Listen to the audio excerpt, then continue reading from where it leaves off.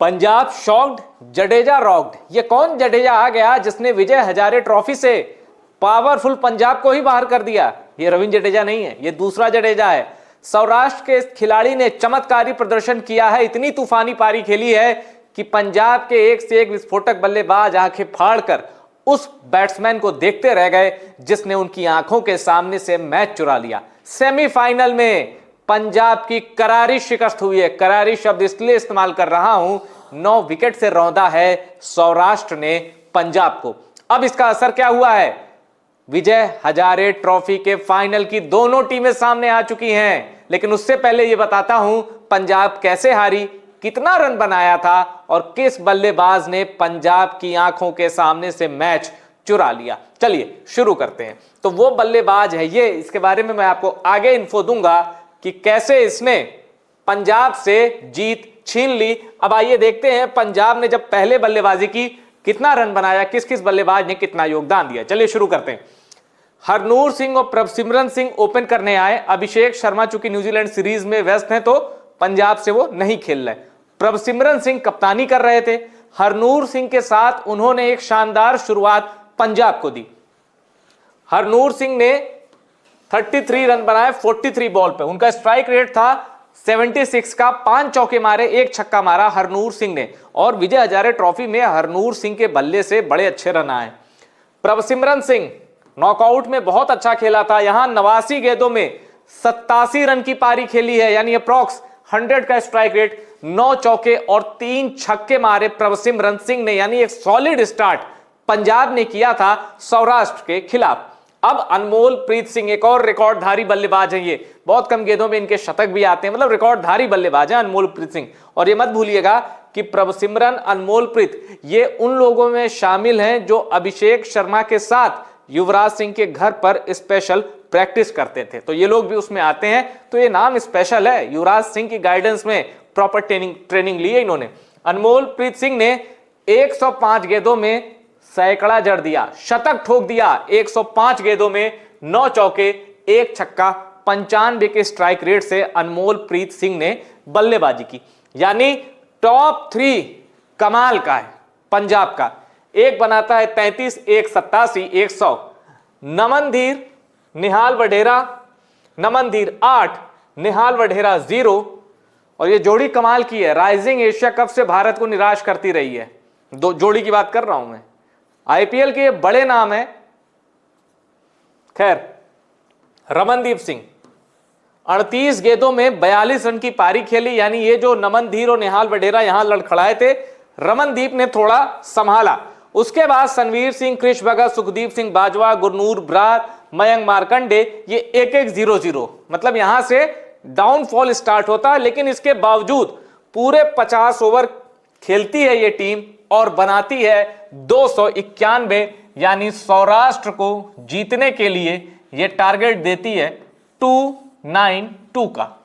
अब ये टारगेट कोई बड़ा नहीं है भाई, 6 का भी इकॉनमी नहीं है, मतलब रन रेट नहीं, रिक्वायर्ड रन रेट 6 का भी नहीं है। लेकिन मयंक मार्कंडे हैं, गुरनूर ब्रार हैं, अच्छा सनवीर सिंह है, ये अच्छे बॉलर हैं और रमनदीप भी डाल रहे हैं, डोमेस्टिक में गेंदे विकेट भी निकाल रहे हैं।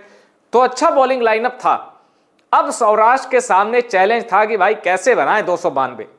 पंजाब सोच रही थी कि हमारे पास बॉलर्स तो ठीक ठाक है, चुरा लेंगे मैच, हम जीत जाएंगे और कटा लेंगे फाइनल का टिकट। पर पंजाब को यह नहीं पता था कि सौराष्ट्र का एक बल्लेबाज उनकी बहुत दुर्गति करने वाला है। इतनी दुर्गति, आधा रन तो वो खुद अकेले बना दिया, और इनफैक्ट आधे से ज्यादा। और पंजाब को कहा आउट, अब ये टूर्नामेंट सौराष्ट्र खेलेगा। आइए उससे पहले जरा सौराष्ट्र के गेंदबाजों का परफॉर्मेंस जान लेते हैं, क्योंकि इसमें एक गेंदबाज ऐसा है जिसके लिए आईपीएल ऑक्शन मन मुताबिक नहीं रहा। आईपीएल ऑक्शन ने उसे निराश किया, लेकिन यहां उसने सौराष्ट्र को अगले राउंड में पहुंचा दिया, इनफैक्ट फाइनल में पहुंचा दिया। कौन है वो? देखिए, जयदेव उन्नादकट ने 10 ओवर में 39 रन दिए, 0 विकेट लिया। लेकिन चेतन सकारिया 10 ओवर में 60 रन, 4 विकेट लिए चेतन सकारिया ने। उसके बाद अंकुर पवार है, 10 ओवर में 54 रन, 2 विकेट। चिराग जानी लगातार अच्छा करते हैं, 10 ओवर में 73 दिए, 2 विकेट लिए। प्रेरक मांकड़ जो पिछले मैच के हीरो थे वो नहीं चल पाए, मतलब बॉलिंग में। और धर्मेंद्र सिंह जडेजा 3 ओवर में 27 रन। प्रेरक मांकड़ किफायती रहे पर विकेट नहीं लिया, तो इन दोनों ने, नीचे के दो बॉलर्स ने विकेट नहीं लिया। चेतन सकारिया की बात कर रहा था मैं, बहुत इफेक्टिव बॉलिंग की। अब देखिए सौराष्ट्र ने कैसे इस टारगेट को चेस किया, मजाक बना दिया पंजाब की बॉलिंग लाइनअप का। हार्दिक देसाई उतरे विश्वराज जडेजा के साथ। अब हार्दिक देसाई ने खेली 63 गेंदों में 64 रन की पारी, यानी करीब करीब 100 का स्ट्राइक रेट। लेकिन जो सामने वाले थे उन्होंने पंजाब के गेंदबाजों को कहीं का नहीं छोड़ा। कैसे? Vishwaraj Jadeja, remember the name, इन्होंने क्या किया, 127 गेंदों में 165 रन ठोक दिए। टारगेट 292 का है, 165 ठोक दिया एक ही बल्लेबाज ने, वो भी नॉट आउट। यानी पंजाब के जीतने की कोई गुंजाइश ही नहीं, कोई चांस ही नहीं। 130 के स्ट्राइक रेट से बल्लेबाजी की, 18 चौके मारे, 18 चौके और 3 छक्के, और उनके साथ विजयी और नॉट आउट पार्टनरशिप की प्रेरक मांकड़ ने। प्रेरक मांकड़ ने 49 गेंदों में 52 रन बनाए, 7 चौके मारे। और आप देख सकते हैं कि पहला विकेट गिरा 172 पर। 172 की ओपनिंग पार्टनरशिप होती है और उसके बाद 120 के ऊपर इसकी सेकंड पार्टनरशिप होती है, नॉट आउट। तो एक कलेक्टिव बैटिंग परफॉर्मेंस था। सौराष्ट्र का टॉप 3 ने धुआं उड़ा दिया, पंजाब के भी टॉप 3 ने परफॉर्म किया था, लेकिन सौराष्ट्र के टॉप 3 पंजाब के टॉप 3 पर बहुत भारी पड़े। और इसका नतीजा है कि सौराष्ट्र पहुंच गया विजय हजारे ट्रॉफी के फाइनल में। अब आपको बताते हैं कि अच्छा, अगर पंजाब की गेंदबाजी की बात करें तो इकॉनमी सबका ज्यादा है। यहां सनवीर सिंह ने 5 में 29 दिया, 6 से कम इकॉनमी है, और नमन धीर की इकॉनमी 6 से कम है। इकलौता विकेट गुरनूर ब्रार ने लिया। अब उस खिलाड़ी को जान लीजिए जिसका नाम है विश्वराज महेंद्र सिंह जडेजा। ऐसा लगता है जैसे अमरेंद्र बाहुबली वाला नाम जब बाहुबली फिल्म में बोला गया था ना, तो जो एक सराउंडिंग आती है, एक एम्बियंस आता है, एक रेजोनेंस जो आता है, ऐसा इनके नाम में जादू है। विश्वराज महेंद्र सिंह जडेजा 98 बॉर्न, यानी जेनजी प्लेयर है। 97 के बाद वाले जेनजी हैं, तो जेनजी बैट्समैन है। 19 जुलाई को बर्थडे है। 1998 इनकी डेट ऑफ बर्थ है। Right hand batsman, right arm medium. Saurashtra की अंडर 19 टीम को भी, माफ कीजिएगा, अंडर 16 टीम को भी रिप्रेजेंट कर चुके हैं। सौराष्ट्र को खेलते हैं विश्वराज महेंद्र सिंह जडेजा, और इसी खिलाड़ी ने 165 की नाबाद पारी खेली, पंजाब को चौंकाया और सौराष्ट्र को पहुंचाया फाइनल में। अब इनके जरा करियर स्टैट के बारे में देखते हैं, कहीं ऐसा तो नहीं गलती से रन पड़ गए, या ये इनका स्टैट भी अच्छा है। तो विश्वराज जडेजा ने फर्स्ट क्लास में 23 मैच खेले हैं, 23। अब उसमें 42 बार इनकी बैटिंग आई है और इनका हाईएस्ट स्कोर 105 रन। देखिए, जज करता हूं मैं बैटिंग एवरेज से। इनका बैटिंग एवरेज 28.55 का है फर्स्ट क्लास में। बहुत अच्छा भी नहीं है और बहुत खराब भी नहीं, यानी औसत बल्लेबाज हैं ये इस स्टैट के हिसाब से।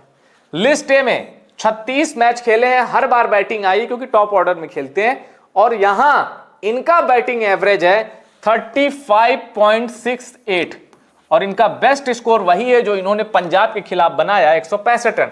अब लिस्ट ए क्रिकेट क्या होता है, लिमिटेड ओवर का गेम होता है।